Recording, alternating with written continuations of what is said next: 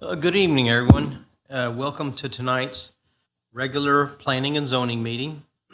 Tonight is Monday, August 15th, and I have 6:31 p.m.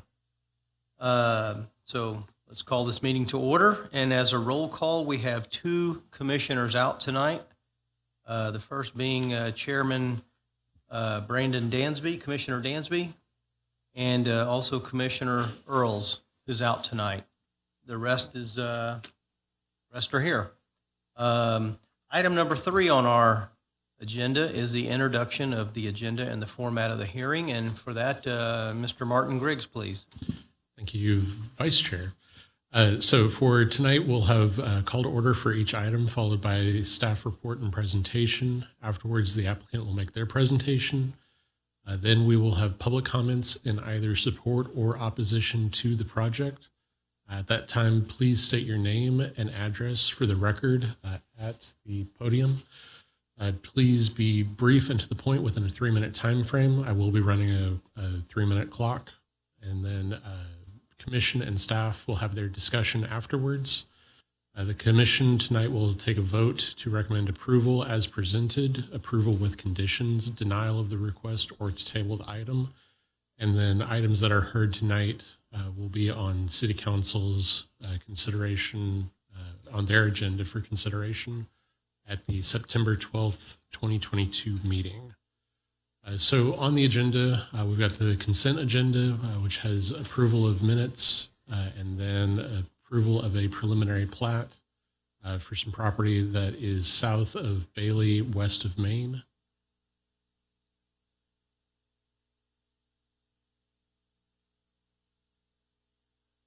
Correction, there are no minutes tonight, but we do have the excusal of the absence. Following that, for new business, we'll have a commercial replat for some property on Kirby Road at Fruget. Then we'll have a variance of an irregularly shaped lot at 1424 Main Street. Then we'll have 2 zone cases, the first of which is a zone change from general business to the Townhome district. This is for property at the corner of McLean and Springfield Avenue and the corner of Veterans and Springfield Avenue. And then a zone change for general business to R4 for property at Hatfield and Fight Road. Chair, I will present it back to you. Thank you. The next item is the consent agenda. And again, there's 2 items there. One is the excused absence, and then another one is a preliminary plat. And if it's all right, I'm going to step out to recuse myself of the entire thing, and Commissioner Boswell will take over.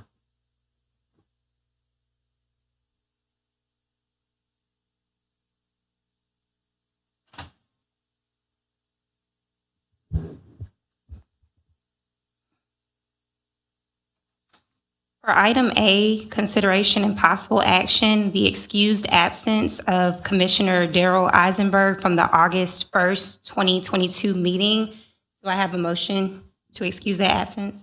Commissioner Boswell, do you want to do both consent items in one motion? Oh, yes, that's fine. Approval of the consent agenda? Okay, so that was the first one. The second one, consideration and possible action, plat 22-61, preliminary plat of Alexander, Section 2. This is a request from Katie Harris, LGA Engineering, the applicant, on behalf of Denzinger Investments, Ltd., owner, for approval of the preliminary plat of Alexander, Section 2, creating 164 lots, 9 reserves, and 6 blocks on 51.3 acres located south of Bailey Road and west of Main Street, described to wit. And the general location for that is south of Bailey Road and west of Main Street. Do I have a motion for both of the consideration and possible action items? So moved, Commissioner McCatherine. Second. Thank you. All those in favor of excusing the absence of Commissioner Derrell Isenberg and the action for the plat 2261. All those in favor, raise your hand. All those opposed? It has it 4-0.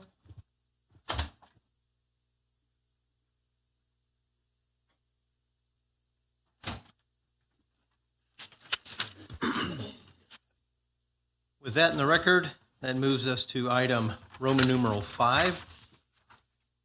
And that's items removed from the consent agenda, since I'm assuming there were none.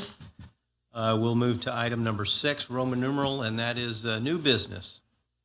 Under item 6, the number 1 is the consideration of possible action plat 22-68, replat of PL2 building parking extension. And this is a request by Jared Jackson, Context 3 Design LLC, applicant on behalf of Lonza Houston LLC owner, for approval of replat PL2 building parking lot, combining lots 1 and 2, creating one lot on 18.04 acres of land located at the northeast corner of Frugier and Kirby Drive. General location being the northeast corner of Frugier Road and Kirby Drive in, well, it says Houston, Texas. I don't believe that to be the case. A motion for approval and a second, please. So moved. Commissioner Henrick, second. We then move to staff report, please. Thank you, Chair. And just so you know, that Houston, Texas is just their mailing address. It has nothing to do with actual physical location being inside of the city limits. Let me introduce Florence Buaku, who will present the staff report for this. Florence, take it away. Thank you, Martin. Good evening, Chair and members of the board. The first case before you is a replat of PL2 building parking extension, and this is to create one lot on 18.0364 acres. And the reason for the replat is to combine 2 already platted lots into one lot. So staff has evaluated this according to conformance with basic code requirements and has found that it meets all the requirements. The property is located in, the property is zone PD, so it's a planned development. It's in the LNR Creek plan development, and it's surrounded by the Spectrum District to the north and south, and also to the west.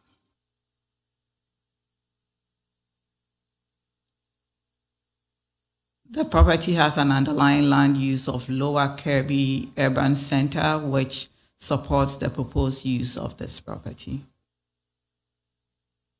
So what you have on your screen is the original plat, which was approved in 2019, showing the 2 lots, one to the north and then the larger one to the south. And so the intent is to remove that lot line in between the 2 lots and combine them into one lot. Next slide. So staff has determined that the replat meets the criteria for approval of a final plat as established in the UDC, and so staff is recommending approval of the replat. Thank you. That concludes staff report. Thank you very much. The next item on our script here is the applicant presentation. Is the applicant present? And do you wish to make a presentation? Yes, I. Thank you. And thank you for being here tonight.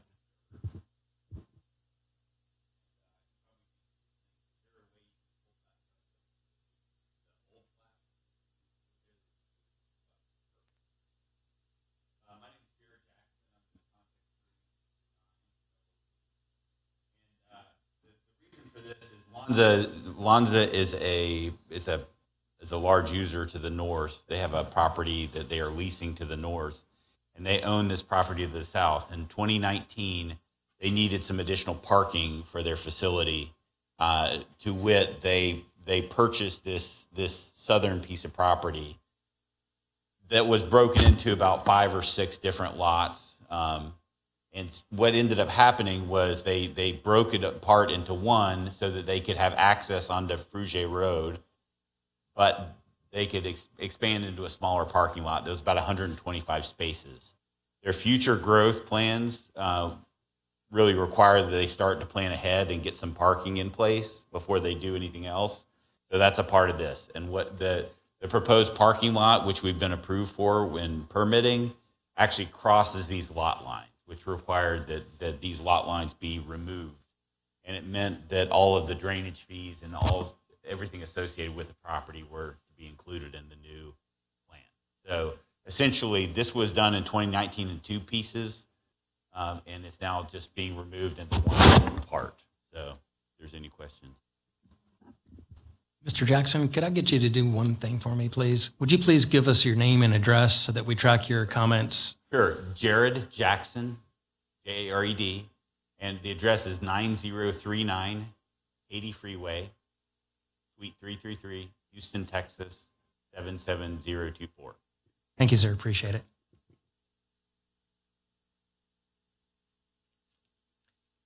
Thank you, sir.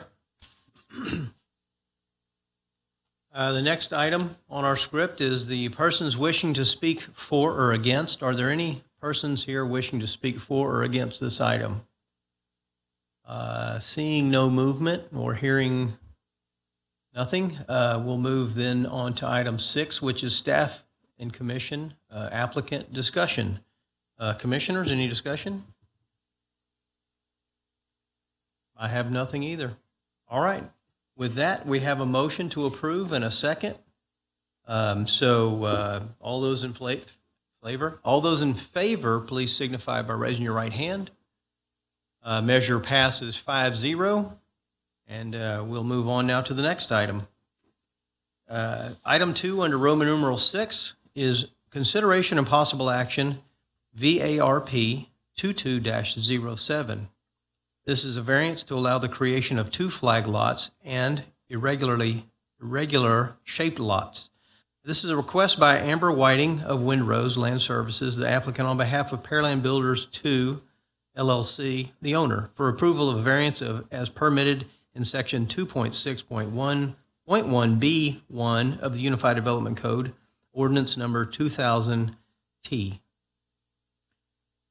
From the requirements of section 3.2.14.2C of the UDC to allow approval of the creation of 2 flag lots and irregular shaped lots. The general location being 1424 Main Street in Pearland, Texas. A motion for approval, please, and a second. So moved. Second.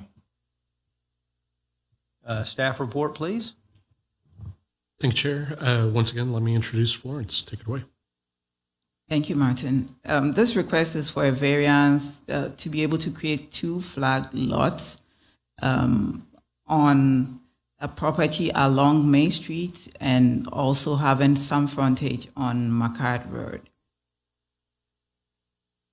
The property is zoned light industrial. It's surrounded by a mix of light industrial and general commercial uses.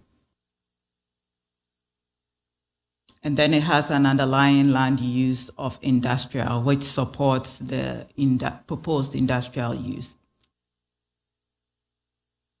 So on your screen is the proposed subdivision of the lot. The property to the north was originally platted in 2008, and with time, the applicant has acquired more property and it's combining it and subdividing it into 3 lots and 1 reserve, 1 detention reserve. And so the flag lots that we are seeking the variance for or the applicant is seeking the variance for is shown in red, with frontage on Macard, and then to the east with frontage on Main Street. So staff has evaluated this according to the criteria for approval of variances. It meets most of the criteria, with the exception that the hardship suffered is not wholly caused in substantial part by the petitioner, and this is because the property used to be one property and is being subdivided. But because it needs that frontage on Main Street, it's necessary to create that flag lot. And so based on that, staff is recommending approval of the requested variances because it meets the criteria for approval of a flag lot, which is to have a minimum of 50-foot frontage on a public street. Thank you. That concludes staff report. Thank you very much for that. Is the applicant present and wish to make a presentation? Thank you for being here. And again, for the record, name and address, if you'd start out that way. Thank you. My name is Mark Ring. I'm with Pearland Building 2 and Pearland Building 3. Address is 1424 North Main Street, Pearland, Texas 77581. And so what we're doing, if we just keep it right on that slide, is we acquired that triangular piece of property several years ago with the intent to open another manufacturing facility on it. We have a current one at the original location, and we have to subdivide these because the financing requires that we have single asset entities. And so in order to have all the detention and all the different flag lots, we have to have it touching the roads. And so that is the purpose for the subdividing. Thank you for that. Mr. Green, after this is done, if you could do me a small favor and fill out one of these green sheets, since your name is not one of the names listed on the agenda. Okay. Thank you, sir. Just right out there in the little foyer. The next item on our in order is the persons wishing to speak for or against. Is there anyone here wishing to speak for or against this item? Seeing no movement and hearing no one, we'll move on then to staff, commission, applicant discussion. Commissioners? We're being silent. All right. Well, this is a manufacturing facility in good standing with the city. Appreciate everything you guys have done, and I have no problem with this at all. So all those in favor, please signify by raising your right hand. Measure passes 5-0. Thank you, sir. Alrighty, that moves us to the third item under Roman numeral 6, and this is a consideration and possible action of a zone change application, Zone 22-18. And this is a public hearing. It's a request by Sameer Gulamani and Karim Pirani, applicant, on behalf of Fric Inc., the owner, for approval of a zone change from General Business, GB District, to Townhome, TH District, on 4 tracts of land, totaling approximately 5.72 acres, and the general location is the northeast and southeast corners of McLean and Springfield Avenue, and the northwest and southwest corners of Veterans Drive and Springfield Avenue. A motion for approval and a second, please. So moved. I'll second. Thank you. With that, staff report, please. Thank you, Chair. Let me introduce Mohammed Barima, who is one of our senior planners and will provide the staff report for this case tonight. Mohammed, take it away. Thank you, Martin. Vice Chair, members of the Planning and Zoning Commission, good evening.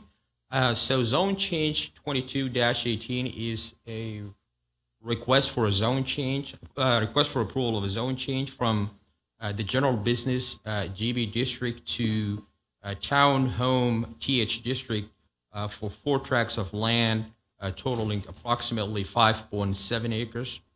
And 2 of these tracts are located at the corners of McLean and Springfield Avenue. The other 2 tracts are located on the other side. It's on the corners of McLean and Springfield as well.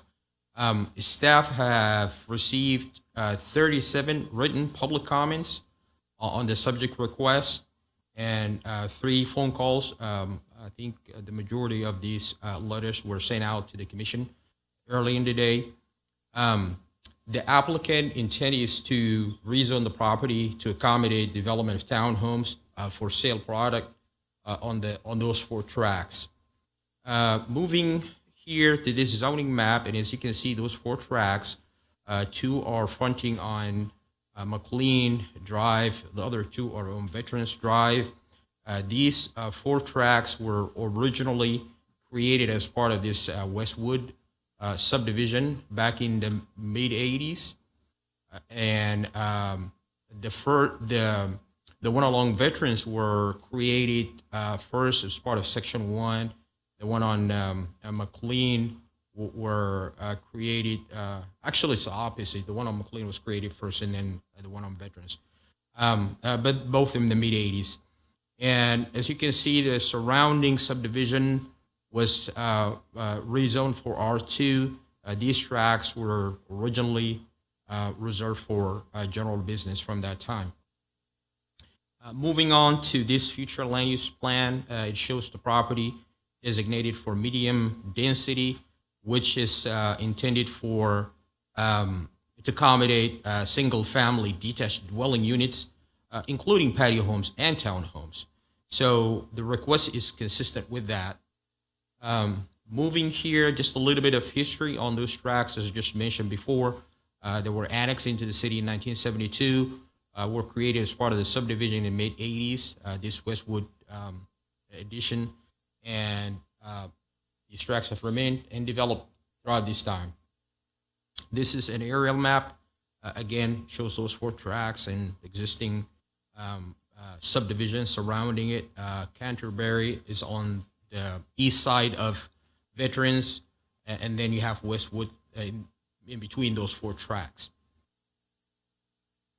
And these are views of the subject and developed track.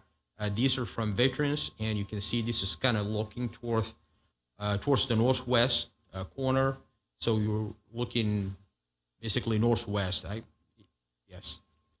And then this is another view just looking towards the south. And this light here, this is the McLean tracks, and this is the one that's basically on the south side of Springfield, and you know, see McLean on or your left-hand side here. And then this is another view for the McLean property. This is what we call the conformity table, conformance of this proposed zone change toward this existing city plans, including the comprehensive plan, future land use plan, the thoroughfare plan, and also city utility plans. And this proposed zone change is consistent with all of these plans, with the exception of the thoroughfare plan. And the reason is just because McLean and Veterans are designated roads that need to be widened sometime in the future. I don't think they've been scheduled for widening, but they're supposed to be widened in the future. And these are the 4 criteria for approval for zone changes from the Unified Development Code. And the proposed zone change meets all of the criteria, including the future land use designation for medium density, and the other criteria for zone changes. And with that, as we can see, this proposed zone change meets all of these criteria. Staff recommends approval. However, the commission, within the commission's purview, actually maybe recommend approval of a less intense zoning if they cannot come up to a consensus. And that would be for a district that should consider less in intensity. For example, with the Townhome district, you're looking at either R1, R2, R3, R4, whatever the commission, if they choose to recommend a less intensive residential zoning district. And with that, I'll conclude my staff report, and I'll turn it back to Chairman. Thank you for that report. That brings us to the next section, which is the applicant presentation. Is the applicant here tonight, and does he or she wish to make a presentation? If you would, please go to the podium and again start out by stating your name and address for the record, please.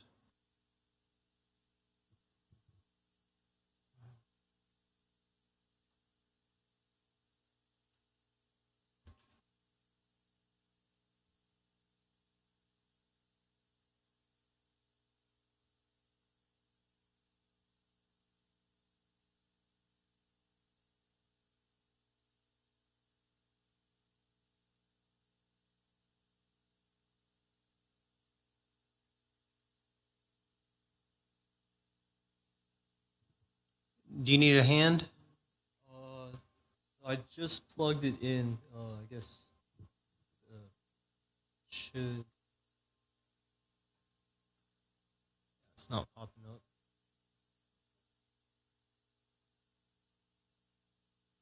Just plug this. And then should it be?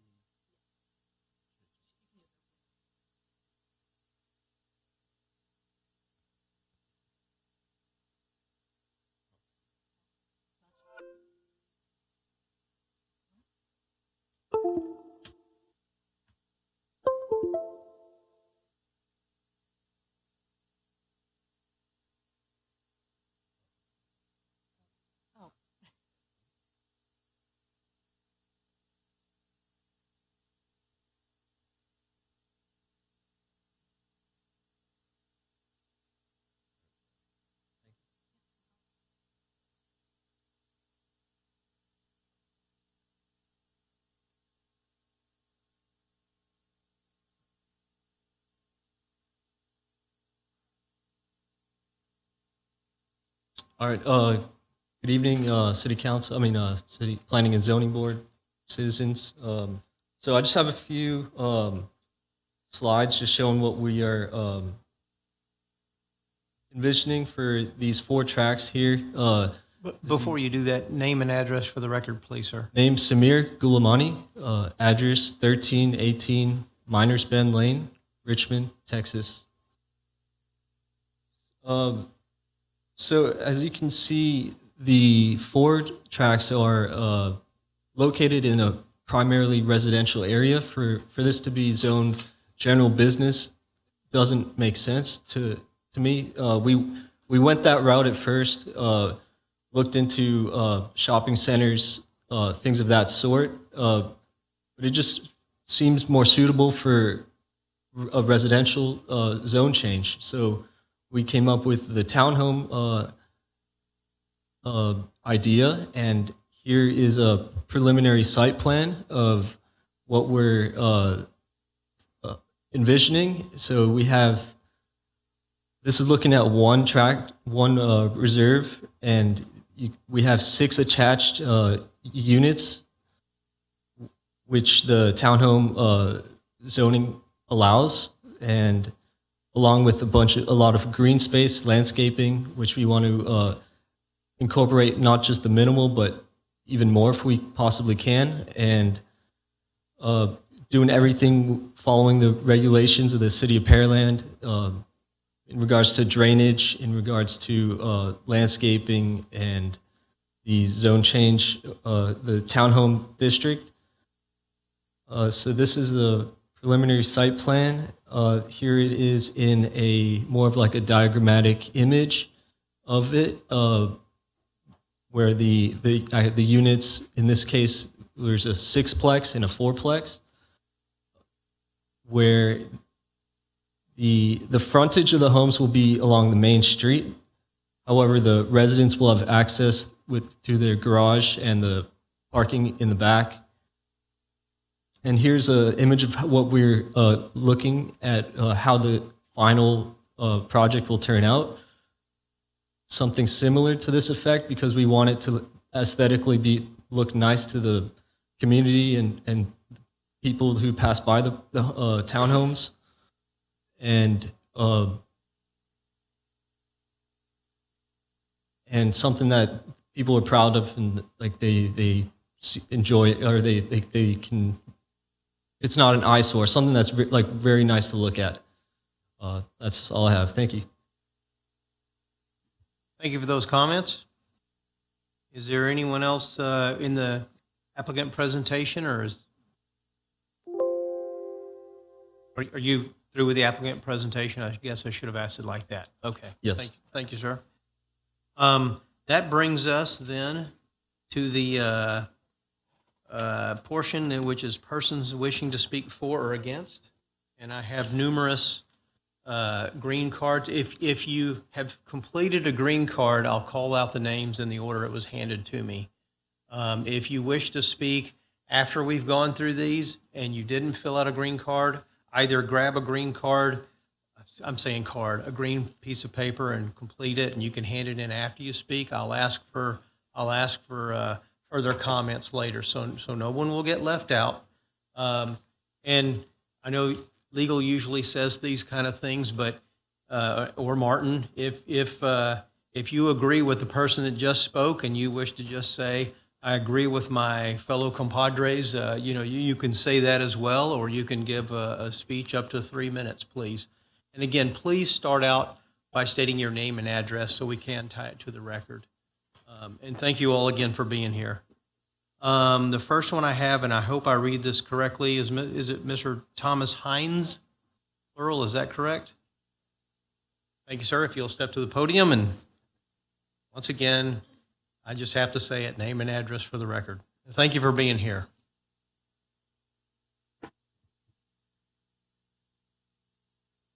Hello, my name is Thomas Hines. I live on 4006 Spring Branch Drive East in Pearland. It's basically one block past, it's across the street from the 200-foot notification zone. I have several concerns about condominiums being put there, or townhomes being put there. One is I don't feel there's ample room. When he just showed his image of what they're supposed to look like, all the driveways came off of McLean. So you're going to have driveways pulling into and out of a major thoroughfare in that area. The intersection of McLean and Springfield is frequently backed up, especially during school times, because that whole area south of Westwood is schools, 2 different schools. So I feel like there really isn't room there. When people buy things initially and they find out there's not room for them to enjoy their lives, they tend to change their minds and sell them. I would be afraid that all that would become lease or rentals within a very short period of time. You're planning to put he's planning to put multi-family units. By his drawing, there would be 22 units put in 3 acres on 2 different 1.5 acre lots. Those lots aren't more than 60 or 80 feet wide. So you're cramming a lot of people into a very small space. And again, the driveways went off of either Veterans or McLean, depending on which it was. I don't understand. The pictures were pretty of what he presents, but that doesn't fit in with the neighboring housing. You've got 1-2 Cabot Cove North, and then you've got multiple subdivisions. They're all single-family homes, and now you're going to put multifamily units in the middle of them. Okay, if it were on the edge of them, it wouldn't be so bad, but you're putting them right in the middle. My concerns deal with property values, because as there are more rentals in the area, that's going to bring our property values down. Along with more rentals, I feel the safety of my family in our subdivision wouldn't necessarily be as equal as it is now. Traffic would increase, rentals, people come and go. Generally, people who rent things don't take care of what they own. I appreciate you listening to me and hearing what I had to say. Thank you. Thank you for those comments. The next person that I have a green card for is Mr. Jason Perry. Thank you for being here.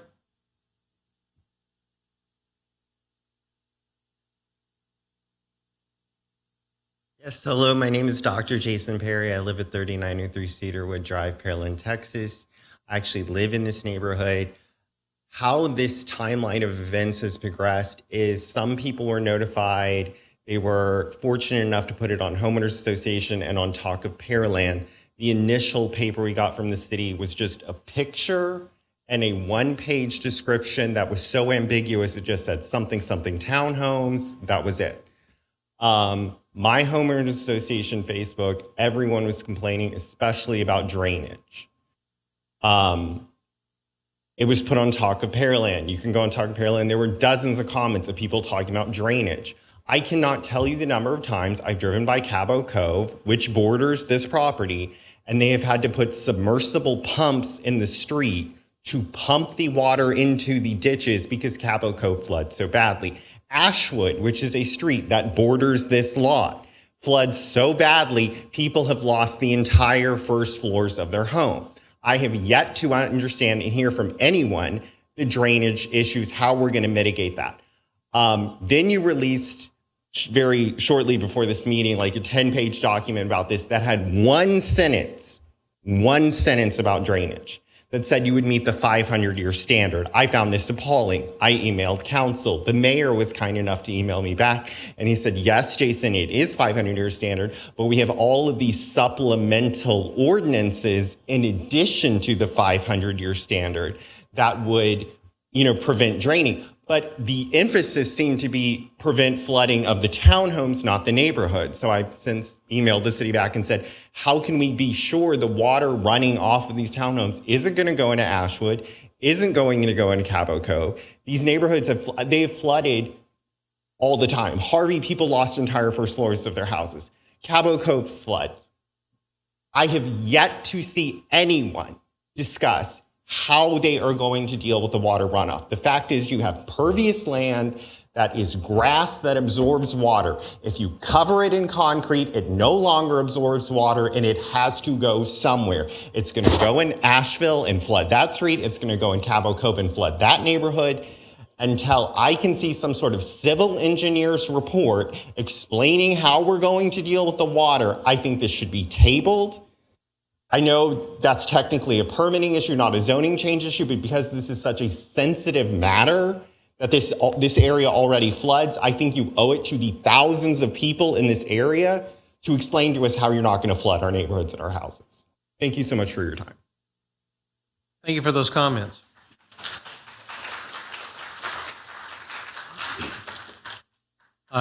Next, I have Mr. Gerald C. Garza. Mr. Garza here. Thank you, sir. Good evening. My name is Gerald C. Garza. I live at 3912 Elmwood. I live in the subdivision that the doctor was talking about, and what he said is absolutely correct. I think a lot of improvements have been made with the ponding that they built right there by the high school. That's helped out our situation with flooding tremendously, but it's still an absolute problem, as the doctor discussed. That is a major issue. I don't think that it's something that this city council or even those folks right there who own that property are going to be able to solve today or tomorrow or the next day. It's going to be something that has to be really looked at very deeply.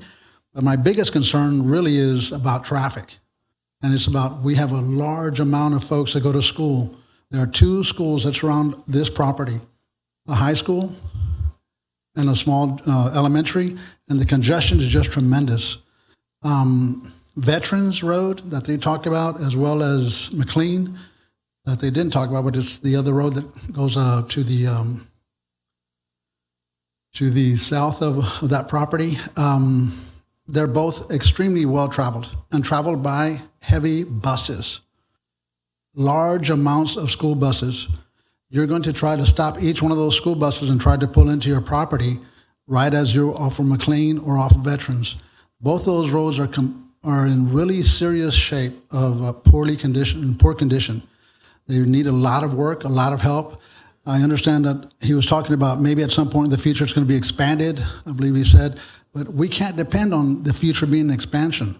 If somebody's going to do something with that property, then their primary concern would be how to decongest those streets. And the way you do that is they expand the street, but at your cost, not the cost of the city. If you're going to be reaping a benefit from what you're doing, you should expand the entire area. If you haven't made those adjustments or that ability to be able to do those adjustments, I know this from being in retail. They usually make us build around the stores so we don't have that congestion problem. You can't do that to a small community like this one in the space that you're allocating. It's a very small space for the idea they have. Outstanding idea. I think it's a good thing. The problem is that we just don't have the space, nor do we have the ability to import traffic and export traffic out of that area safely. With so many children involved, something's bound to go wrong. Thank you. Thank you very much. The next green card I have is from Ms. D. Eaton.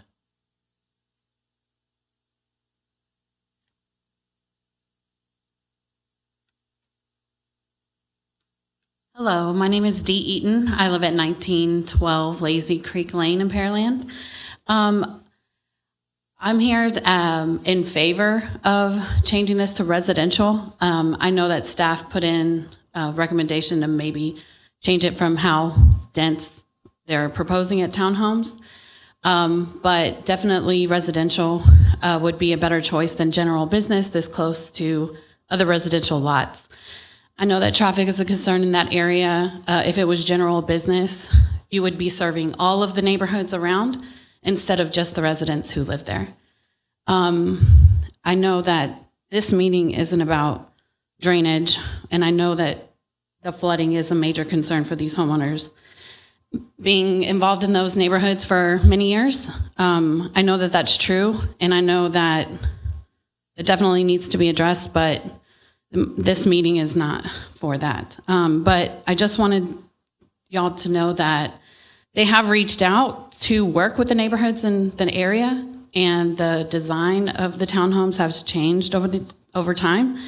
And so they're still looking at what the plan would be for the actual townhomes. I know that the strategic plan of the council is to have more different kind of options for home ownership in Pearland other than single family residents. And this option would be better than apartments, obviously. So that's my piece. Thank you. Thank you for those comments. The next speaker we have filling out the green card is a familiar face to us, Mr. Daniel Tunstall. Welcome, and please state your name and address, and I know you know the routine. Thank you, Henry. Daniel Tunstall, 4207 West Cedar Trail Court, Pearland, Texas. I live about a little less than a third of a mile from the property on Veterans. A lot of good things were said here. I'm opposed to this development for a few reasons. Just quickly go over them. One thing with anything you see in a package in this room, the things that are drawn, some of the things that are written, don't really mean a whole lot to this meeting. This is about whether it's going to be residential or commercial. If it was commercial, the demand for the developer would be a lot greater as far as parking and a lot of things for the property to be used as general commercial or general business.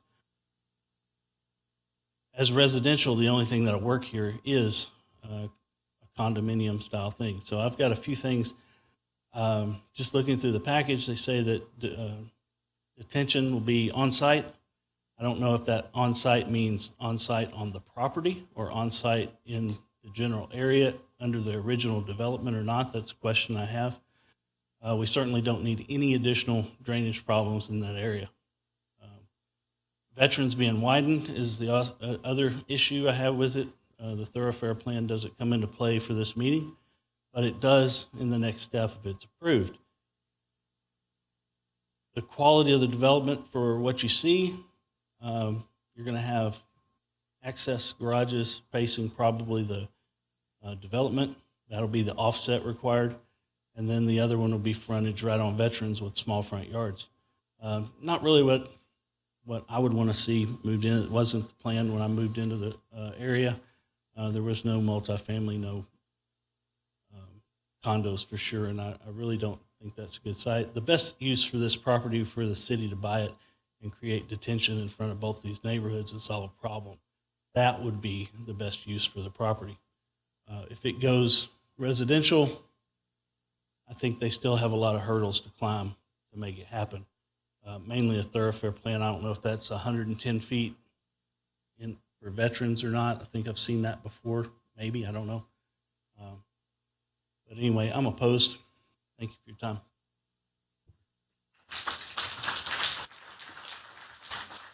Thank you for those remarks. The next, and I hope I say this right, my glasses don't work so good sometimes. Raquel Parks, is that correct? Rochelle, my apologies.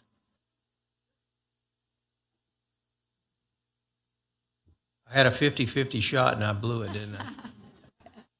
So I do live in Cabot Cove, which is obviously right next door. And to be clarified, though, this meeting is just simply about should the zoning be changed from general business to residential, not necessarily about whether it's going to be apartments or townhouses or just literally just a zoning change. So if it's now zoned for general business and it's not rezoned for residential, and I'm asking because I don't know, what is something that could possibly be put there that would fall under general business? I'm sorry.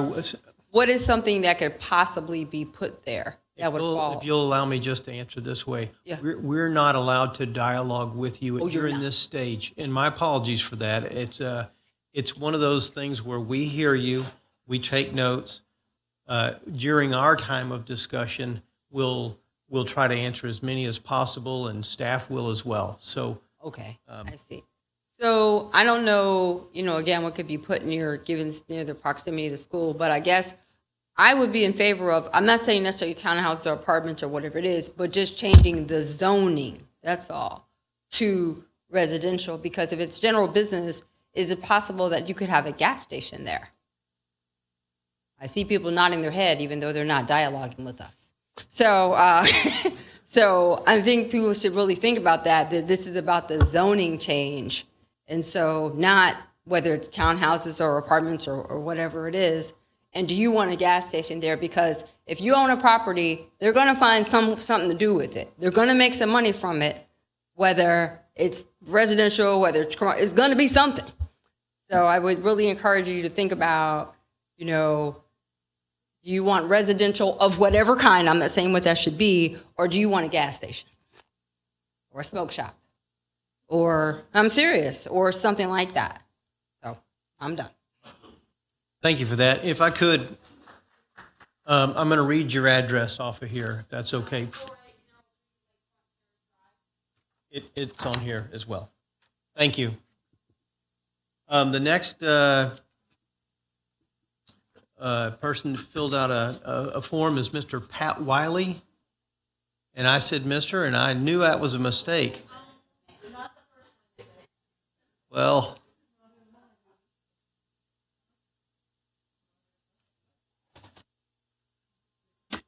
If I can plug this in. this is why I'm vice chair and not chair. See right there. Do the PowerPoint from here? Because you can just hit the arrow keys and it'll be all right. Yeah. Oh, so forward and back? Oh, yeah. Oh, it's just the photos. Okay. Let me open all of them.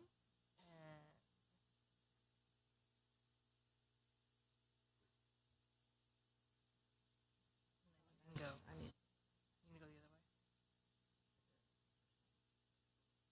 One. Okay. And then I can hit. Yep. And if it messes up, you can just keep finding it. We have 3 minutes to find it. You can do it. Okay. Martin can switch you over. Okay.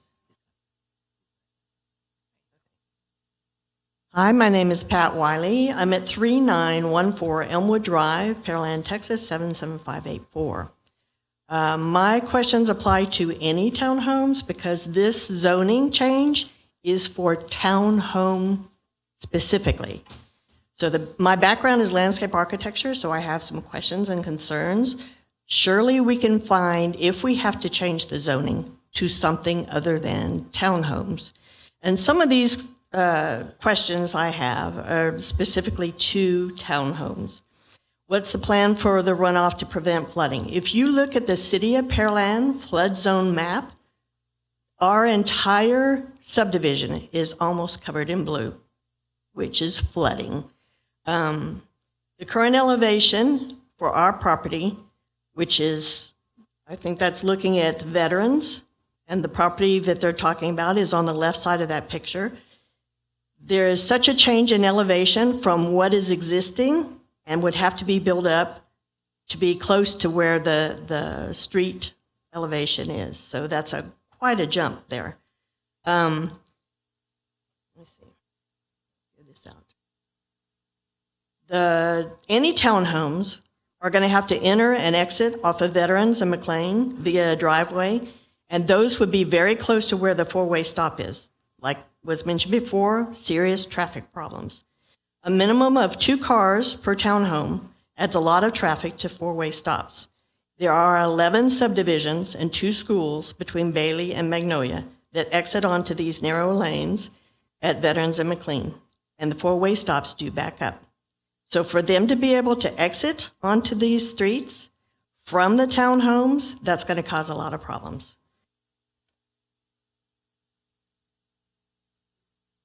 This is on McLean from our subdivision, looking on McLean. This is facing south, so the schools are down there at the end of that there. And you can see, once again, the elevation of the street is much higher than where the actual land is. So if we use the 2 major streets for Westwood, there's going to be a lot of extra cars going out onto these subdivisions, from the townhomes onto either the streets or into the entrance of the subdivision or on the first streets of the subdivisions. Because if you have 2 cars for each townhome and you have visitors, there's not going to be enough parking for them to park in the townhome area, so they're going to have to be parking in our neighborhood. The Springfield subdivision only has 1 entrance and 1 exit. Excess traffic or an accident due to cars entering McLean very close to the four-way stop. Oh, I lost my picture there. Would cause a lot of problems. So, thank you. Thank you very much for those comments.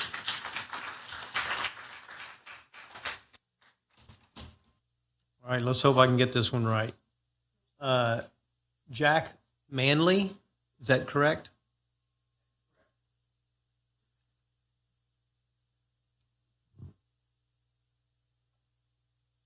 My name is Jack Manley. I live at 3913 Elmwood Drive, Pearland, Texas. I'm an original homeowner. Bought my house in December of 1992. I'll be there 30 years this December. My concerns are, as noted by some of the others, flooding is a major, major concern. Ashwood already floods tremendously bad, and building something else along there will create more flooding and push it further into the subdivision.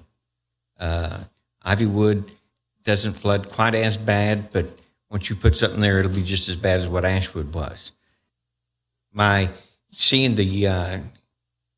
I purchased our house there, the property as we see it, as it's drawn on the vacant land that's there on each side, Veterans and McLean, was explained to us when we bought the home into there that was for future road expansion, which this gentleman over here had mentioned in his presentation, that's what it was initially left idle and blank for McLean and Veterans to be widened.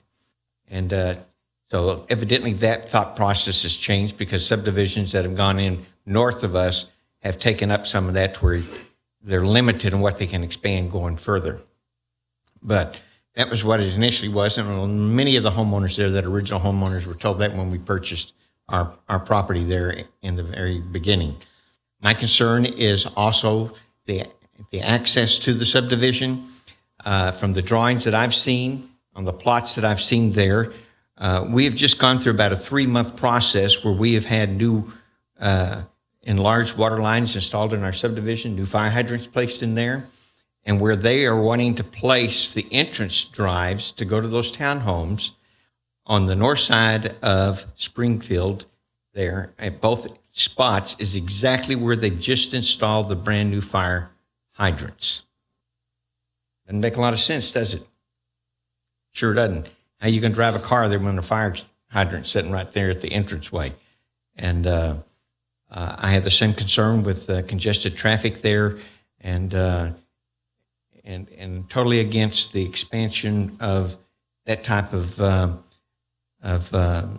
construction going on because of the lack of adequate parking and easement rights for anybody parking there. Thank you. Thank you. Susan Millard. Oh, I'm glad I'm not a teacher. Well, we went through Harvey, and Harvey totally flooded our street on 3915 Fernwood. I didn't have flood insurance. I was on my knees to God, praying that our house did not get flooded with our 90-year-old in it. I was shocked. And I now have $500 and something flood insurance.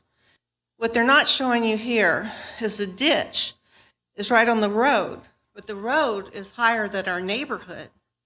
And so we get all the water from everybody else into our neighborhood. If you put townhomes on either side, you're going to raise that property up and you're going to put us all in a bowl to flood constantly. They already built a new neighborhood over on the other side of Magnolia. Okay? They didn't even put a ditch in front of it along the street. So guess where that water is going to go? Right into our neighborhood. Property values are going to plummet. It's going to be a disaster. This happened in Spring Branch where my husband was raised. They built apartments on all sides of the neighborhood.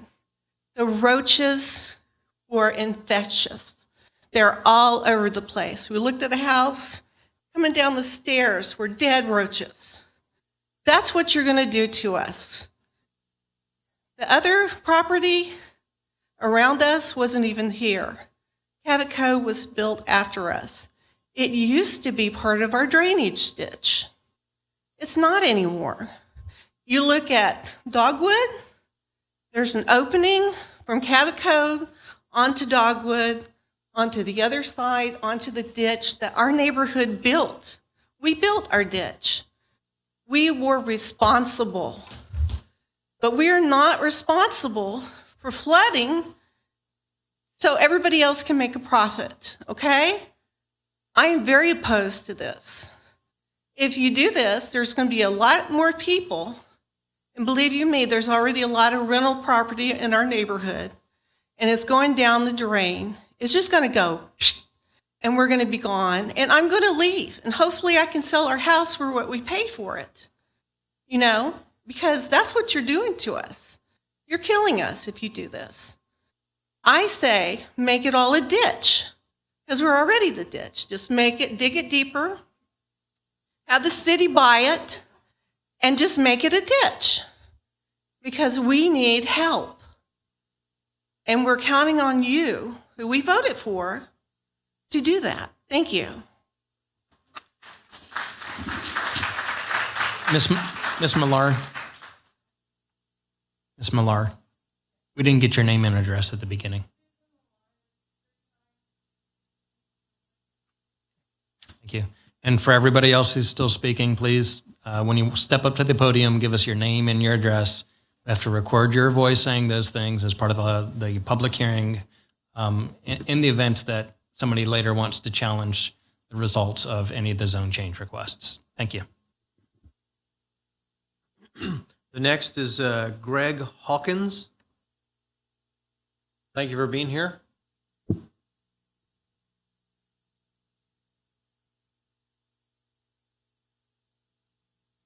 Hi, folks. Greg Hawkins, 3910 Ivywood Drive, Pearland.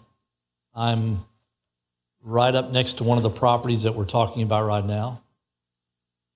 And like Rochelle said earlier, we're talking about a zone change.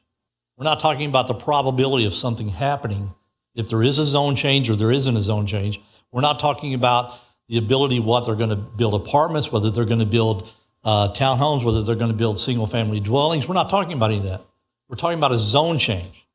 And so I'm here in favor of the zone change because I do not, like Rochelle, I do not want to see general business stay in that area behind my house. I want to see residential. And we can figure out later on down the line, that's 4 or 5 steps down the line, we're talking about how we're going to address this flooding situation. And I am with everybody here because Ashwood is 18 inches lower than Ivywood where I live. It floods, no doubt about it. We're in a bowl, no doubt about it. That has to be addressed. But that's not what we're here for tonight. We're here tonight to talk about a zone change. Whether we want to leave it general business, which I don't, or whether we want to move to residential, townhome. However that may be and however we lay that out over the course of time. So that's my position on it. And I think everybody here, there's been a lot of concerns here tonight by everyone. And I agree with a lot of your concerns. Live there. So I know what's going on. But we need to change the zone first and get general business out of there. And then we'll worry about the other stuff 4 or 5 steps down the line. Thank you. Thank you for those comments. Charles Hugo.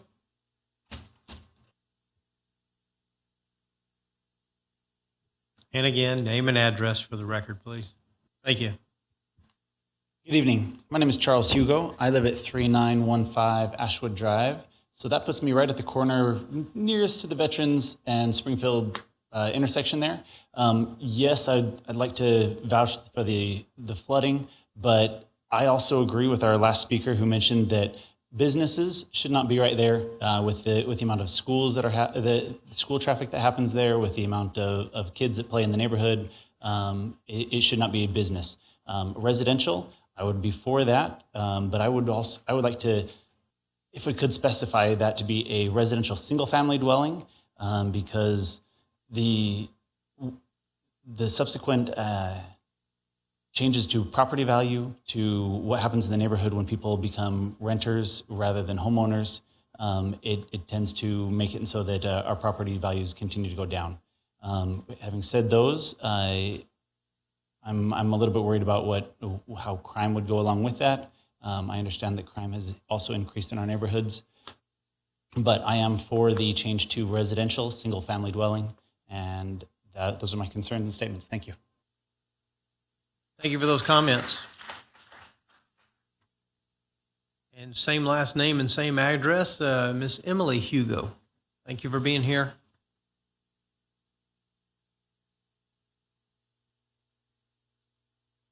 And incidentally, before you get started, if I may, that's the last green card. So after this, I'll ask for if there anyone else, and by all means, if you're wanting to speak, please do so. But that'll be the time.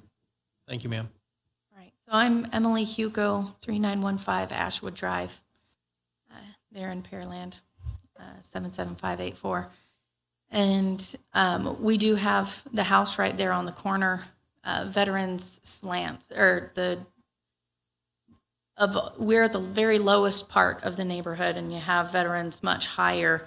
And I can tell you, even when we just got a decent rainstorm over the past few years, we'd have water up over our sidewalk and onto our lawn before drainage could catch up with it. And so I know during any serious storm, we're looking in the backyard and we're seeing how much water is building up on that property back there. And that if that grass cannot absorb it, if it doesn't have that drainage going down into there, it's our properties that are going to get it. And roofs and driveways don't absorb. It will just pour somewhere, and we know they're going to build it up so that they don't flood. So it will drain right into our backyards, and it will destroy our homes. Whether it's an apartment or a business or whatever. So I will say that I am for it being residential as opposed to a business, because if there is a gas station or a smoke shop on the other side of my fence, I'm moving, even if it means that we make a huge loss, because I will not raise my children with that right back behind my fence.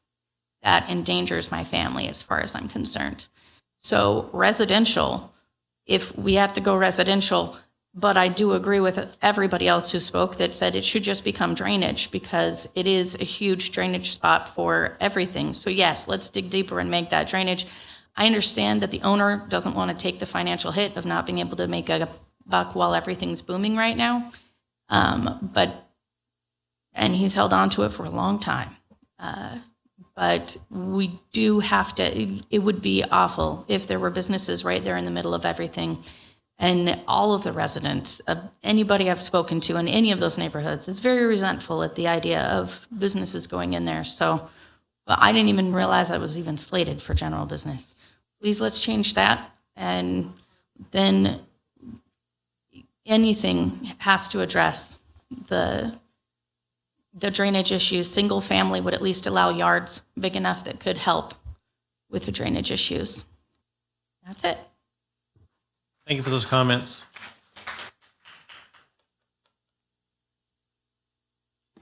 So that concludes those that have filled out a green card and turned it in. Is there anyone else wishing to speak for or against this item? Yes, ma'am. I saw your hand go up first. Looks like you've completed a green form. Oh. If you'll fill one out then, and then just hand it to Miss Shelby over there. Name and address for the record, please, again. Yes, hi, my name is Jennifer Oradiegu. I live at 3914 Dogwood Drive. That's in the Westwood Village State neighborhood. So I came tonight with the whole spiel about flooding, crowding, and traffic, and I think everyone here has covered that. So I'm going to ask just a few questions. Since I'm mostly ignorant to local government, and it's a good opportunity to learn and to hopefully know what our next steps will be after tonight. My first question is, if tonight the zone change does, or in the next few days, the zone change does happen from general business to townhomes, which I agree is better than general business, is there an opportunity in the future to change that from townhomes to something else that precludes building anything on that land? And then secondly, if there is not an opportunity to change from townhomes, what are the avenues of like the citizens of Pearland to prevent building of any kind on that property and to do like the ditch idea or something that doesn't threaten increased flooding in the adjacent properties? I do agree that I wish nothing was built there, but I think if our options are general business or residential, the only right choice is the residential, which would hopefully be safer for the neighborhood and less taxing on like flooding for the neighbors. So those are my questions. I hope you guys can help address that during your section. Thank you. Very well stated. Thank you, ma'am. All right. Is there, I saw a couple of other hands. Yes, sir? Oh, I'll get you next, ma'am.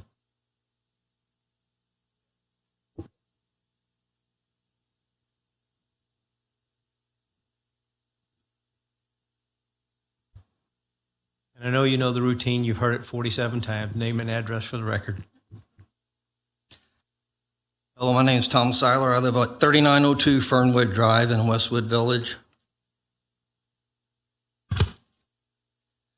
Some years ago, I was on the board of directors for Westwood Village, and at the time, I had some questions about the map that was shown earlier, even this one here. I had gone down to Angleton. It doesn't show that the residents of Westwood Village own from where the signs that say Westwood Village all the way back to the back fence, from the Springfield Road about 80 feet in. And there, I didn't see that on the original map that they were showing. So that's shortening up a lot of the areas that they have. They don't own that land. If you could look at that before you decide which way to go on this, that they're showing land on theirs that I didn't see as belonging to the residents of Westwood Village. And if you combine that with the widening of the roads, that area gets even smaller. You widen the roads, they don't have as much land there as they're showing. And that plot just gets a whole lot smaller as it goes on. It would be really behoove to leave it as fallow so that it'll help some of the drainage and flooding problems that the subdivision has. Thank you very much. Thank you very much. Ma'am, I had you as next, ma'am.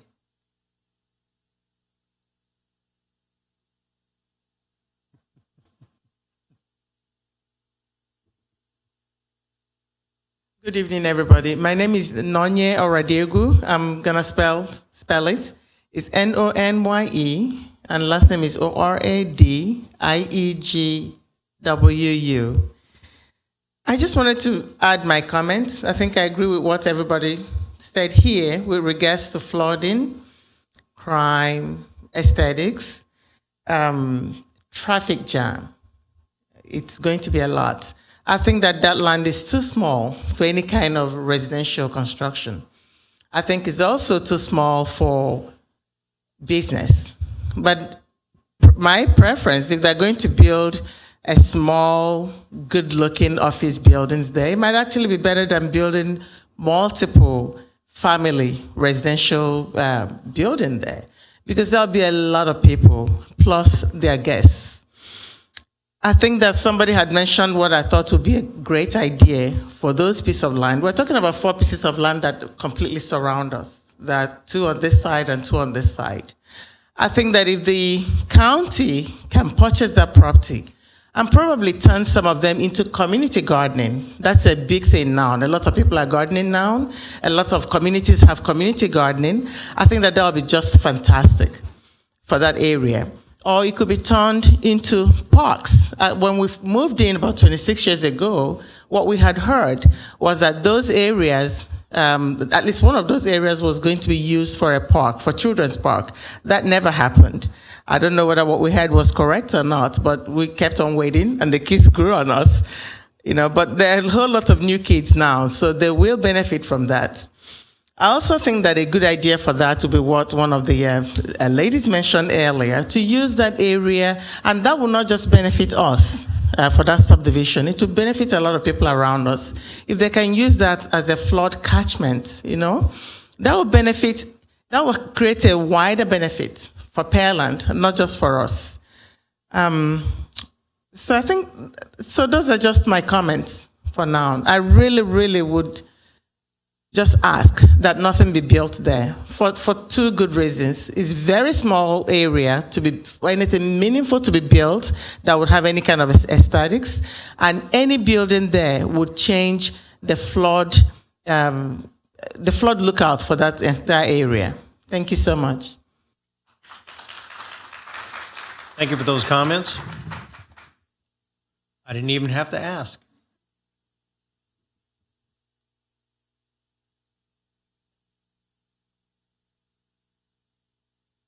Hi, everyone. My name is Mercedes Martinez. I live in Westwood Village. I'm at 3910 Greenwood Drive, Pearland, Texas, 77584. I have all the concerns everyone else has with flooding, with traffic.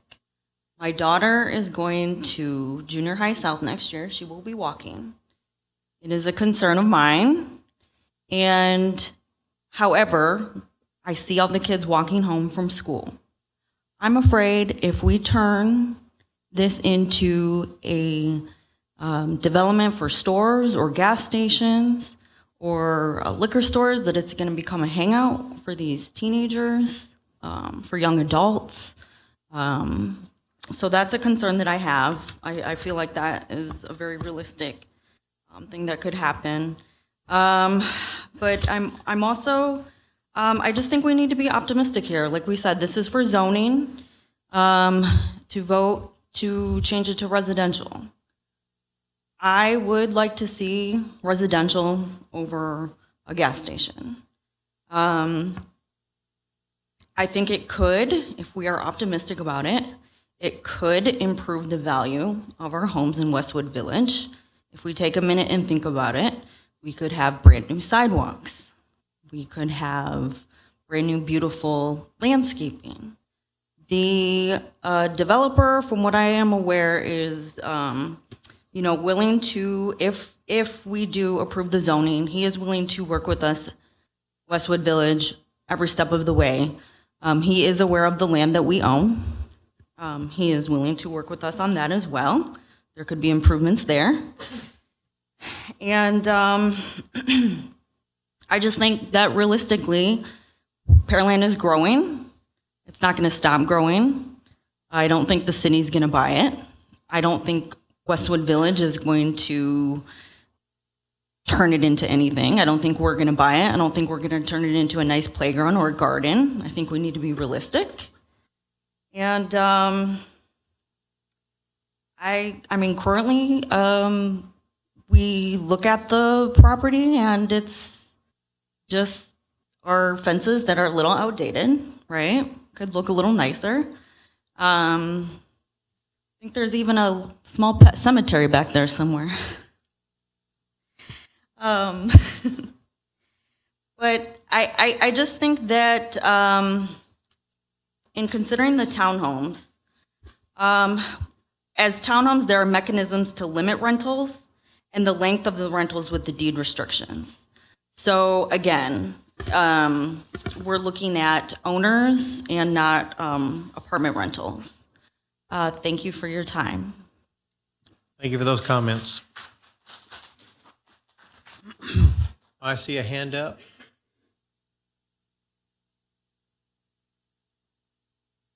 Did she talk? What's the ruling there? Ms. Wiley? I was going to say, can I just clarify something? I'm afraid not, ma'am. We've captured your comments. You can always follow up in written form. Several folks have already sent writing in. And then when this comes in front of City Council, you could be sure to speak again at that public hearing. Okay. Do you have a question and answer after this? No, ma'am, we do not. Only at the City Council? No, ma'am, there's no question answer ability. The Texas Open Meetings Act would prevent us from doing that Only if we were to speaking try. at the, right, okay. So thank you for your understanding. We do appreciate that.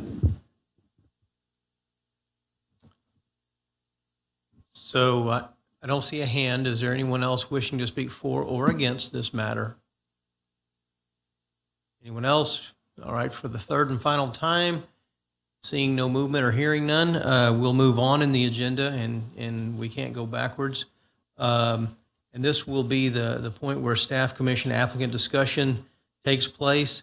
And just before we start with the commissioners, I do want to point out that we did capture all of those that submitted comments. Some of you are here. Some of you could not make it for work reasons or for what other reasons. But I believe I read 34 of them, I think, that were emailed out to us. And I believe you said there's additional, maybe up to 40 now, comments. And when I read through them, I didn't see any for. They were against.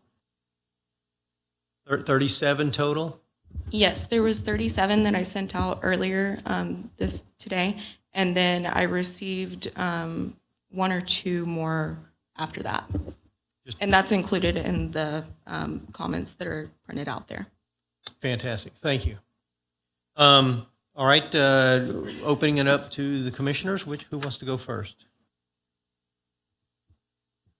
Okay, so I just want, just for the room to know, if somebody from planning could confirm or tell a little bit about what would be there under general business. What types of businesses could open up without permission? Who can open up there? What are some categories? Sure, we've got a printout of that, and Mohammed will share some. So I truly have a long list of uses that are permitted here, and I can share with anyone who wants to look at it.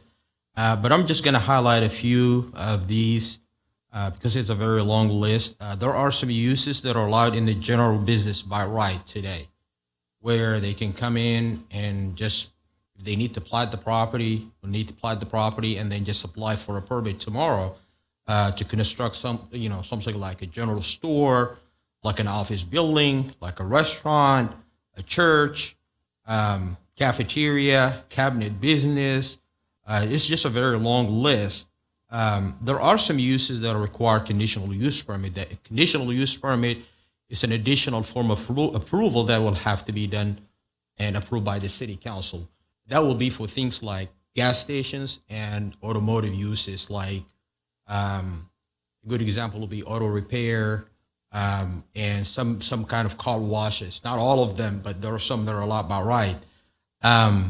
And somebody mentioned cemetery. A cemetery is actually allowed by right in the general business. So, but convenience store without a gas station is allowed by right. It's just a long list. Gym, jewelry store, recreation center, private club. There's just a very long list.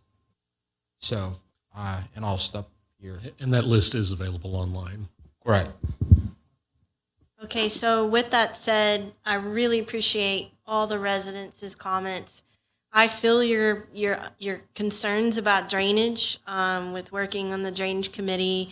I have some insight as to why, older neighborhoods are having these issues. I also live very close to this, and I personally wouldn't want my children walking to junior high school and then having to walk by a commercial business, and that's going to have more traffic.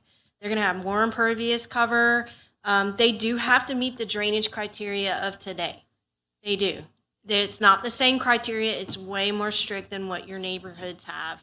So I'm a little bit torn because I kind of heard a 50-50 out there. Although we got more written comments, which you say you don't want, the category as it stands right now is much worse. You're going to have a much worse situation on your hands, behind your house. I just don't see how, you guys really want this to be business. They don't have to. They could go put in a business you don't want right now, tomorrow. And so I think personally the townhome would be better. It would be great if you had a park or you had detention there or widened it. That would be awesome if maybe neighborhood associations got together and purchased the land, but I don't see that happening either. So I'm kind of, put into a position to make a decision that I really hate the decision A versus decision B. It's not a good decision either way because I would like to see this. Well, first of all, it's going to be future thoroughfare, supposedly, which the city might have to buy out. But like I said, I'm very torn on it. I would love to see what somebody said, a park or, a wider ditch. Definitely not townhomes. I don't see how that's going to work. Personally, I don't see how the townhome development will work with the requirements. What I mean by that is you have limited land and they got to have detention. They've got to have floodplain mitigation. So they will meet that criteria. But I just think that the general business side of it is going to be much worse situation for you guys. And being that I'm forced to make a decision, I'm going to make one based on what you guys are saying. You don't want the increased traffic, you don't want the increased impervious cover, and you don't want a business in your backyards. So unfortunately, I'm going to have to lean towards some type of residential use. Not because I want to, but because I'm given two choices and I'm going to pick the lesser of the evil of the two choices. And that's it. I appreciate everyone coming out and providing their comments for why they're for or against this zone change. I do echo the sentiments of my fellow commissioner concerning it being general business. I don't think that helps you at all. I definitely think it makes more sense that this area is surrounded by single family residences. So it doesn't make sense for it to be general business, and you do open yourself up to any kind of business being there and you not having a say so. As far as the townhomes are concerned, I do think that there is a need in Pearland for diversity in housing. Not everyone wants that single family residence. And I don't like the correlation that results in renters or leasers. A lot of people just prefer townhomes, and it doesn't necessarily mean that they're there to rent that out or to buy that out. The younger generations are liking that townhome look. So it's not necessarily a correlation that if a townhome comes in, that's going to decrease your value. If you look in the Houston area and surrounding areas, there are townhomes that are $400,000 or $500,000. So I think not to get caught up on the fact that it is a townhome and thinking that that could decrease your property value, because there is data that shows that there is a want for that type of development within the area. So with that being said, I do agree that this should be something that matches the character of this established neighborhood, which would be more of a residential zoning than that of general business. So based upon what I've heard tonight and the information that's been presented, I would be in favor of changing the zoning for this, just because it wouldn't serve you a purpose for general business. Thank you.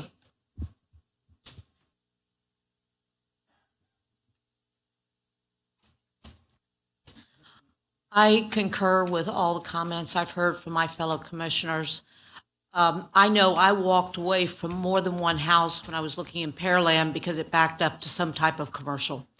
I had to just go, I don't want a dentist office in my back door. I don't want to look across the fence and see that. So when you weigh all the factors, and what I heard tonight is you'd much rather keep your area more residential than you had general business. And we heard the laundry list of different things that can go in there. And as long as it meets that criteria, it's out of your hands. So you either accept a zone change and work through the process. And we heard that the developer is willing to work with you as a homeowner association to build this to suit your purposes and your needs. And like Commissioner Hendricks so eloquently put it, I'm torn. I feel your pain. I've lived in areas that have flooded. I have lived in areas where they've been built up and the traffic has become insane. That's why I live in Pearland. And so I would be for rezoning, not talking about flooding, not talking about traffic, not talking about an increased anything else, just making it residential versus commercial. Thank you.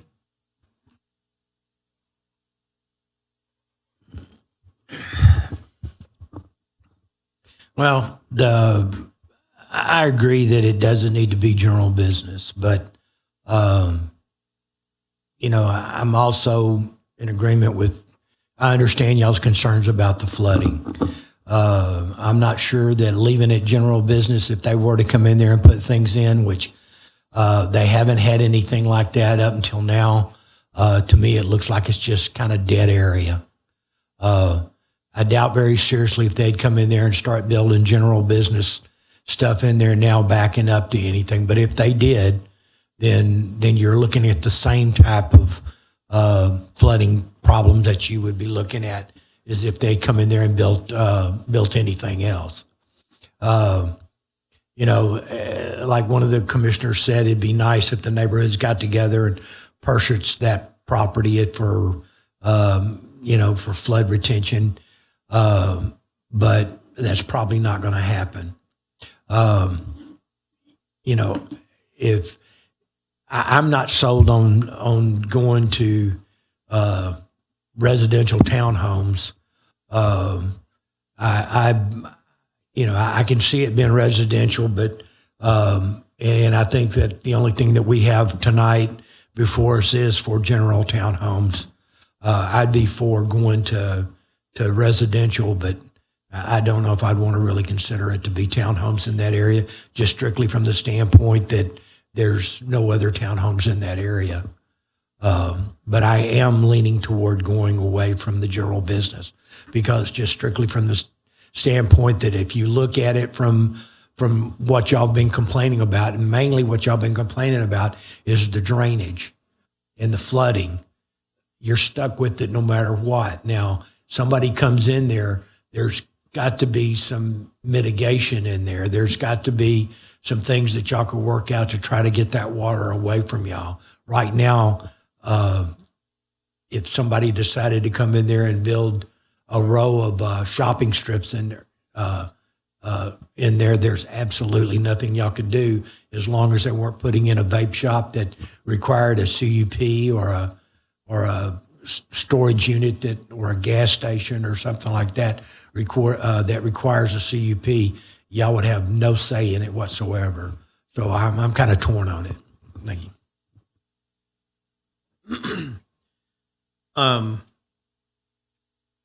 There's a couple of things I wanted to say just to start out with. First off, thank you this for coming out here. Every one of you had something else to do tonight, I'm sure, and you took the time to come out here, and that really means a lot. It helps us in our decision making. It helps us in the thought process. Staff hears it. It's on record. Council definitely hears your voices. Secondly, just a small correction. We up here are not elected. We're appointed. We're appointed by that same council I just referred to. So you can't vote us out of office, but I'm sure you could call your council member and have us kicked out of office. And there are many nights like tonight I'd rather you be here and me be there. But one of the things that I would like to ask the applicant, I saw on your rendition, the front, I believe I would call it the front rendition. You showed garages, yet on your site plan, you showed rear entry.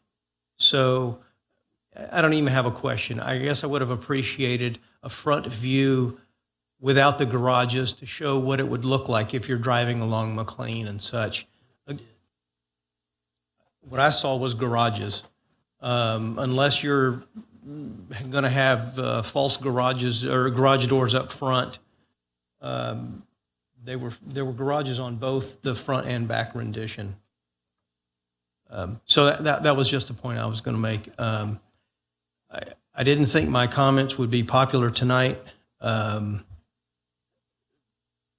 some of my fellow commissioners have already said much of what I was going to say.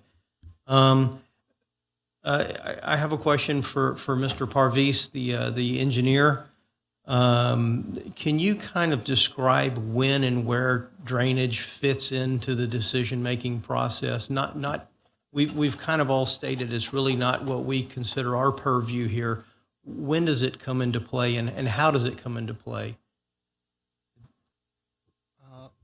I believe that's more appropriate for Lawrence or Martin to make comment. I can explain drainage requirements, but I'm not sure at what point it comes to play.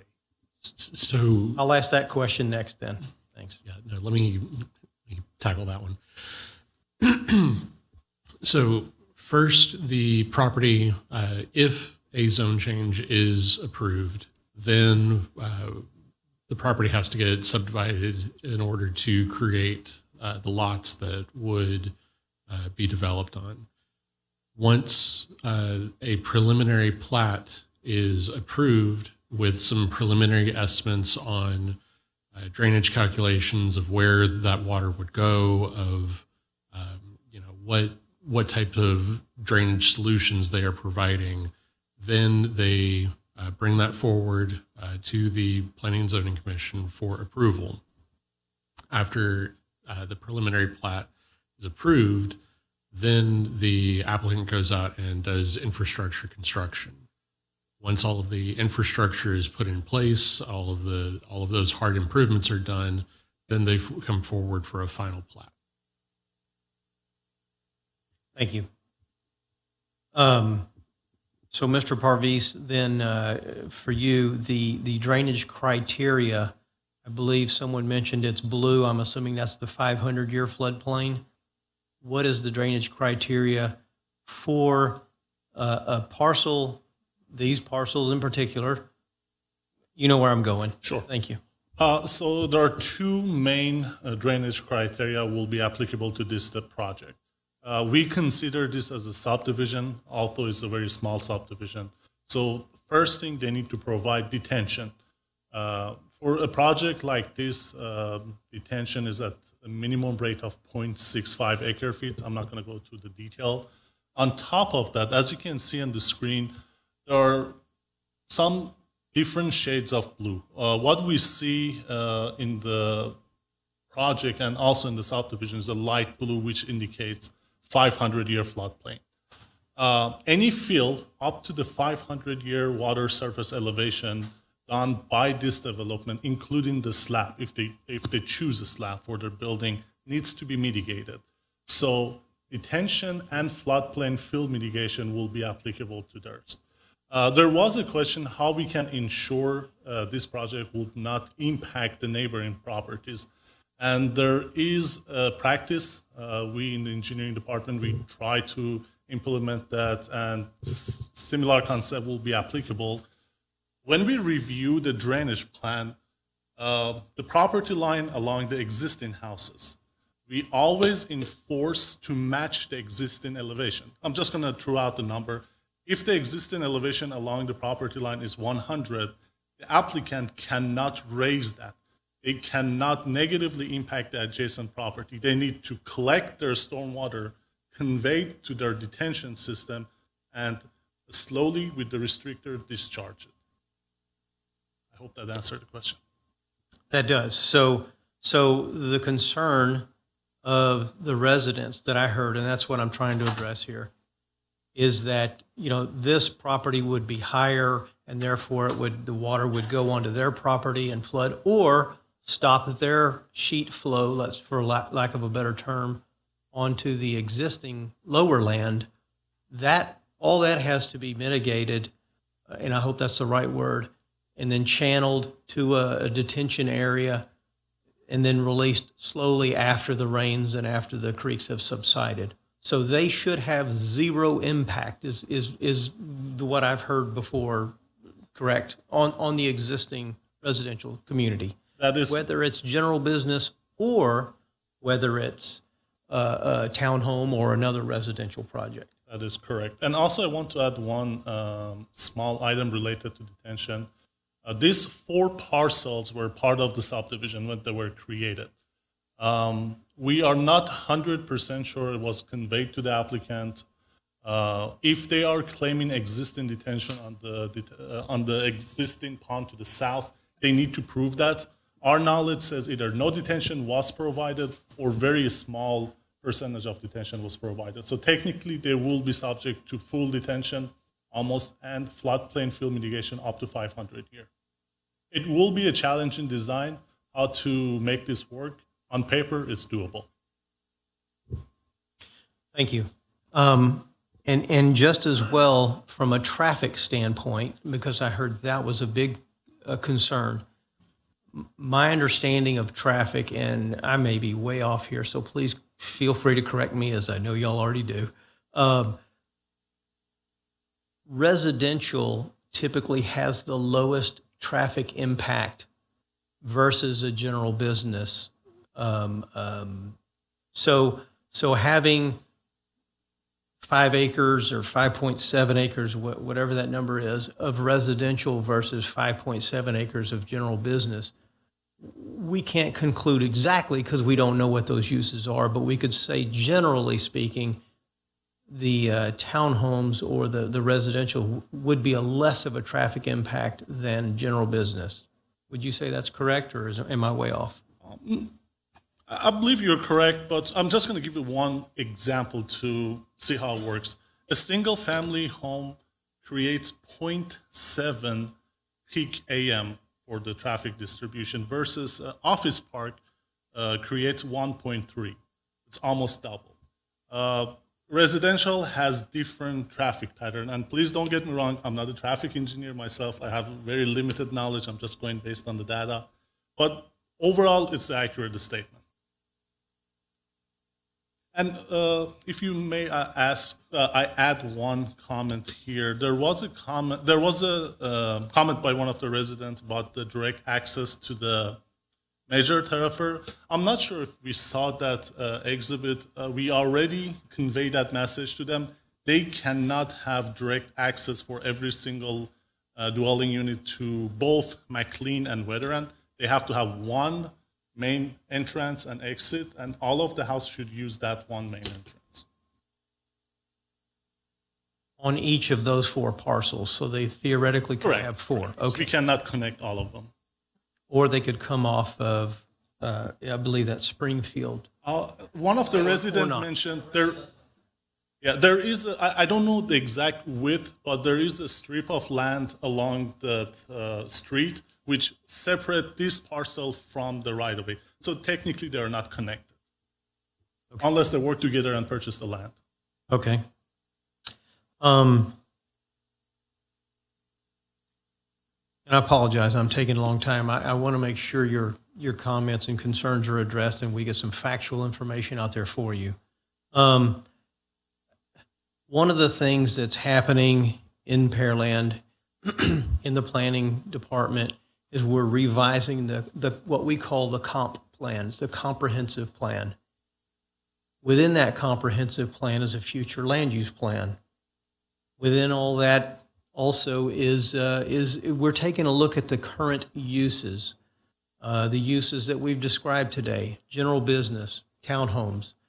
There's some alternative uses that are not in our current zoning. And I think that this is an ideal location for one of those uses. And that is more of rather than the traditional townhome that I believe is proposed because of our rules. There's 6 put together, right? 30-foot lots, 6 of them put together, accordioned or sandwiched in.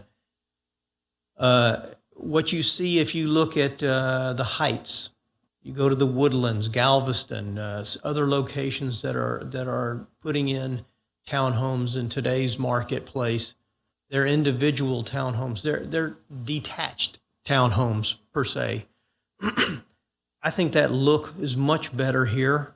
I think the neighbors would appreciate something like that better. I would hesitate if you showed me a rendition of a 3 or 4 story townhome overlooking y'all's backyards. None of us would care for that. But a good looking 3-story or 2-story without windows that overlook your backyard, building detached, I'd prefer that. And I think this would be a great location for it. And for full disclosure, during one of the meetings or 2 of the meetings, I approached the consultant and Martin also, Mr. Griggs, and I presented this to me as a classic case of here's a neighborhood that was built with the design of having this general business 30, 40 years ago, and things have changed. Design standards have changed. What used to fit on a piece of land like this no longer fits because of setbacks, because of the drive issue that Parviz just now told us about. All these things have made this land almost useless from a development standpoint. So to me, it made a classic case of this is an infill lot. What can we do? My thoughts were a couple of things. Office condos where you know you had kind of a more of a professional office use, or those detached townhomes is what I thought of. And I thought this would be perfect for one of those 2. You know, I don't know the market for either one of those 2, though. That is going to be up to the owner to try to figure that out. And no matter what the decision is, they have to follow the city rules within those guidelines. So I just wanted to tell you also where my thinking was. One small issue, though, I heard somebody say, my goodness, you know, there's X amount of townhomes on here, and that was kind of scary. I think it was 11 per pod there, and that's 44 units. I counted roughly about 280 homes. I did my math. I may have made a mistake. I can't even say y'all's names sometimes, so how am I doing math? I don't know. But you know, in the scheme of things, 40 townhomes versus 280 homes, it is a small amount to think that it's going to affect traffic too negatively, but it will. Granted, 0.7 is what you said during peak times. I know like a residential house, I think just for residential, they say 7 trips per day per household, something to that effect. That's a lot of cars. So I understand your concerns. Last couple of things here. I think I've actually said them. My other concern is the character of the community itself. Westwood has been around forever and ever. Is it Springfield to the west? Did I say that correctly? That's been here forever and ever. Great people have lived in those community and apparently still do. So I support you all for that. And just a last thing, just so you know, from personal standpoint, my sister lived on Greenwood, and my wife's husband grew up on Greenwood as well. So I'm familiar enough with the neighborhood from that perspective. Great people, good citizens. Thank you all for coming again. Who else has something to add? Everybody's asleep now. Great.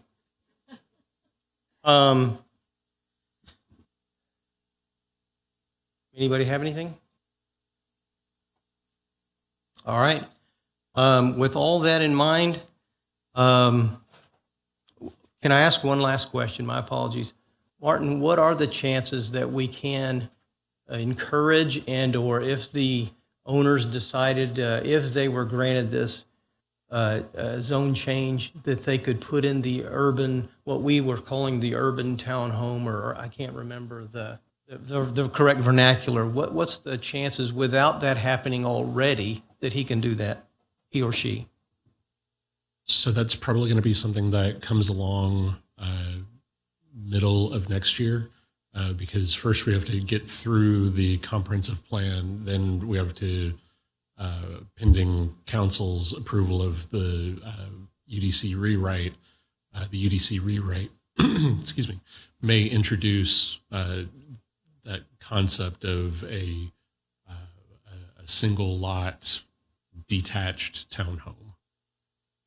Currently, townhomes as they exist today have to be attached. So you would have to have shared walls in between the units.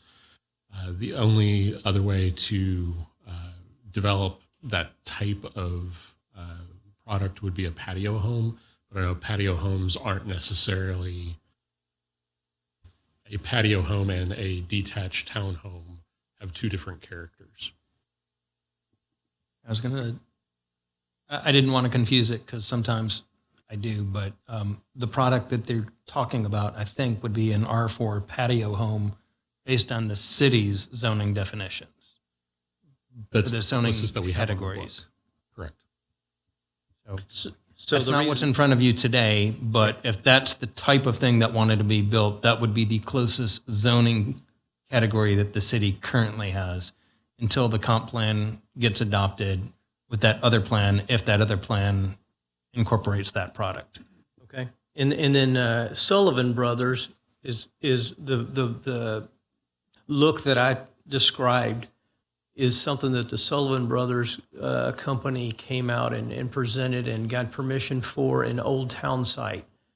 That was because of a PD, correct? Yes, sir. The Sullivan Brothers product was in a PD and they changed their definitions. Okay. So that is a whole different zoning or specialized category. Okay. And can this be put into a PD or a plan development, or is this for non-contiguous parcels that cannot? I think because of the size of this particular lot or these 4 tracts of land, it is under the size that we would consider for a planned development. Under the size, and they have to be contiguous. When we did the change for Sullivan to be able to do their project, we specified that the contiguousness, yeah, that's a word, that rule only was exempt within the Old Town site. So these sites would have to be touching in order to make a PD work. All right. Well, I'm kind of stuck. I mean, I certainly dislike that our rules don't lend us to, I saw a thumbs up from the gentleman, I believe you were the owner, that would have liked to have done the detached style that we're doing. And I certainly wish we had that opportunity to put that as a parameter if we so chose. All right. If there's nothing further,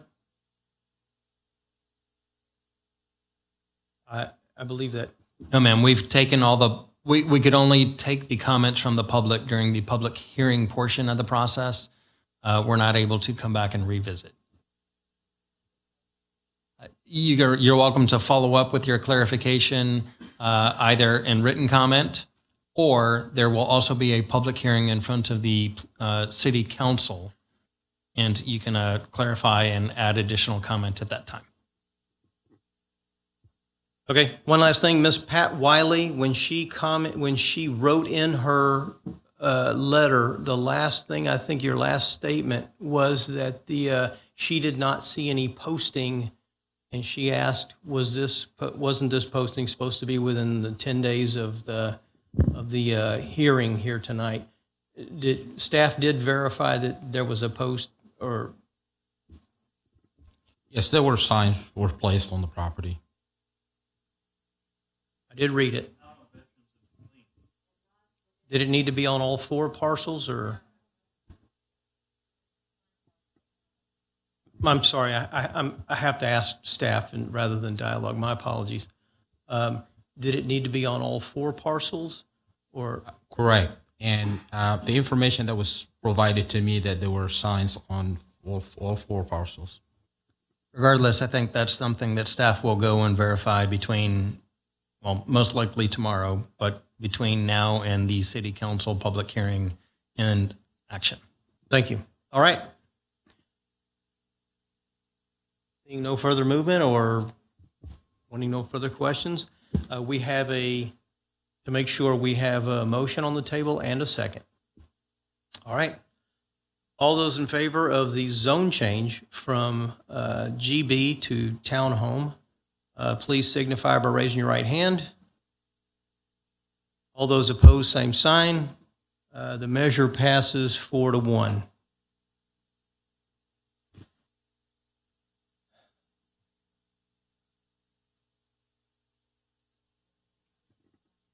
Chair, I'm anticipating a moment for some people to leave the proceeding.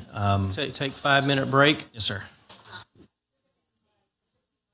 At 8:23.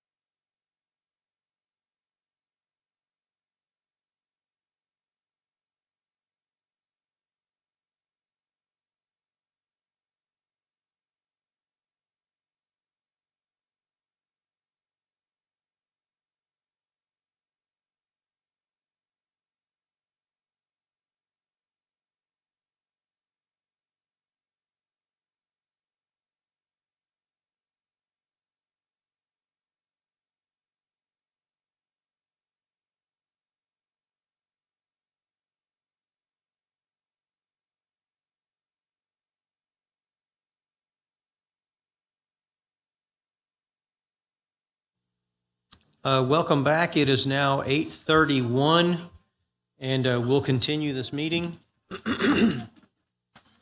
We concluded item 3 under new business, which is Roman numeral 6, and so we'll go to item 4, and this is consideration possible action, zone change application 2219.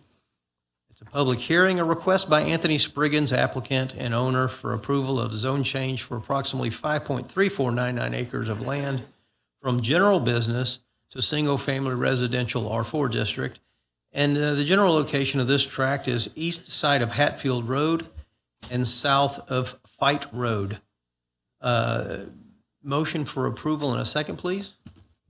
So moved. Second. Staff report, please. Thank you, Chair. Let me introduce Mohammed once again. Take it away. Thank you, Martin. So this is zone change 22-19 is a request for approval of a zone change from the general business GB district to single family residential R4 district on approximately 5.3499 acres of land. The property is located on the east side of Hatfield Road, south of Fight Road. Staff has received one phone call requesting additional information on this request. It was not on opposition or approval or anything. It was just information. The applicant intent, as described in the statement, is to develop a residential subdivision on the property. And here's the property on the screen. It's the area signified with pink color. It's currently zone GB, and it's surrounded by the R4 district from the north, east, and south. And then you have the residential estate district on the west side across the street from Hatfield. And the property is designated on the future land use plan as medium density residential. That is a designation that would allow accommodation for single family detached dwellings, including patio homes and townhomes. And just a historical perspective on this property was annexed a long time ago in 1963. And the property have remained undeveloped since, based on the city records that we've been able to track, that we have not seen any development of this property. And actually, when I looked also at the zoning of this property, it looked like this property was residential back in the 80s. That's as far as I was able to track it. But then sometime between 1986 to 2000, it was rezoned to general business. But from 2000 onwards, it has been general business. Again, that's the property there. It is surrounded by the detention pond for that subdivision to the east. And you also have single family subdivision also to the south, and then a mobile home park on across the street from Hatfield. And those are views of that property taken from Hatfield. You can see the property is just grass and natural vegetation, never developed.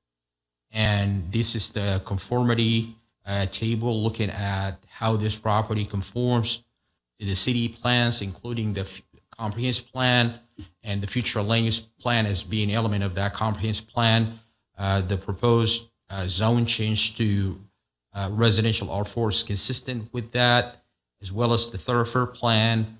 The property isn't platted, but eventually it will get platted as part of the development of the property. And also utilities are available for this development, for this property. And these are the established criteria for approval for zone changes by the Unified Development Code.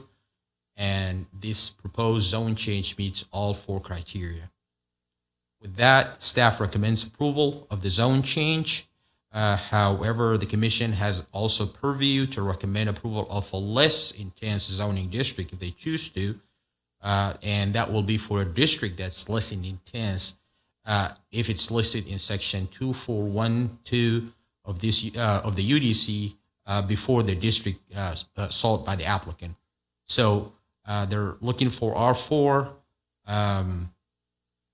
Something less intense would be R3, R2, and R1. And that concludes the staff report. Thank you for that. Moving forward in our script, is the applicant here, and does he or she wish to make a presentation? Thank you for being here, and name and address for the record, please, sir.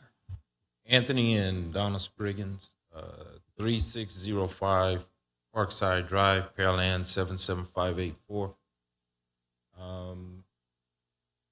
It was originally zoned as residential, and we decided, in our infinite wisdom, to have it rezoned, and now we'd like it to be once again zoned as residential, because we would like to actually put a few houses on that property.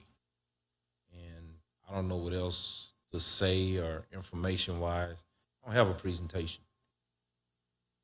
So You'll be here if we have questions. Thank you, sir. Does that conclude the applicant? Okay. All right, I'll ask this question, although I don't think so. Are there any persons wishing to speak for or against? Seeing no movement, and I bet you're glad the crowd has left. That'll move us to the next item, which is staff commission applicant discussion. I actually don't have anything to say. I think it makes more sense as residential myself. And thanks for being patient with us tonight. I agree. R4 makes sense here.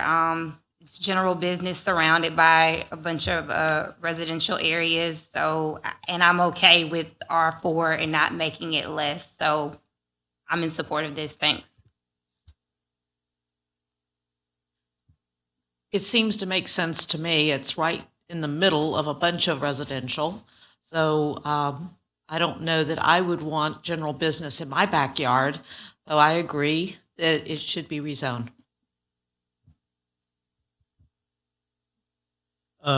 The neighborhood to the south and to the east, is that also R4? I see R4, the drainage channel, RE to the, so R4 to the south and to the Correct. It's R4. Okay. I thought I saw that. I just wanted to ensure and get that on the record. Then I have no comments. If there's nothing further, we have a motion and a second to approve.